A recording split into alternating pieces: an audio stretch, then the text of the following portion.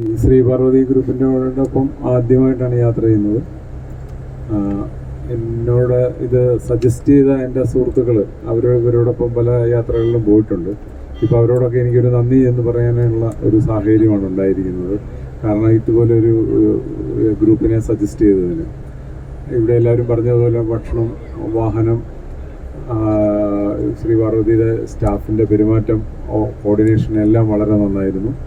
പ്രത്യേകിച്ച് ഈ യാത്ര വിരസമാകാതിരിക്കാൻ വേണ്ടി സംഘടിപ്പിച്ച ഈ പാട്ട് മത്സരം പോലെയുള്ള പരിപാടികളൊക്കെ എല്ലാവരെയും കൂടുതൽ യാത്രയുടെ വിരസത മാറ്റാൻ വളരെയധികം സഹായിച്ചു.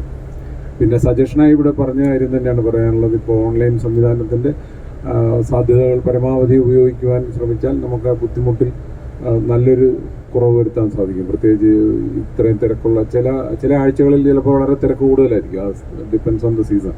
അപ്പോൾ ആ സമയത്തെ ബുദ്ധിമുട്ടുകൾ ഒഴിവാക്കാൻ സാധിക്കും. ഏതായാലും ഇതിന് നമുക്ക് സാധിച്ചതിൽ വളരെ സന്തോഷം. ഈ വാഹനത്തിൻ്റെ കന്യയാത്രയിൽ പങ്കെടുക്കാൻ സാധിച്ചത് വളരെ സന്തോഷം. വീണ്ടും ശ്രീ പാർവതിക്ക് കൂടുതൽ ഐശ്വര്യങ്ങളുണ്ടാവട്ടെ, കൂടുതൽ വാഹനങ്ങളും കൂടുതൽ സൗകര്യങ്ങളും കൂടുതൽ യാത്രകൾ സംഘടിപ്പിക്കാനും സാധിക്കട്ടെ. അതിൽ നമ്മളിൽ പലർക്കും പങ്കെടുക്കാനും സാധിക്കട്ടെ എന്ന് മാത്രം ആശംസിക്കുന്നു. Thank you.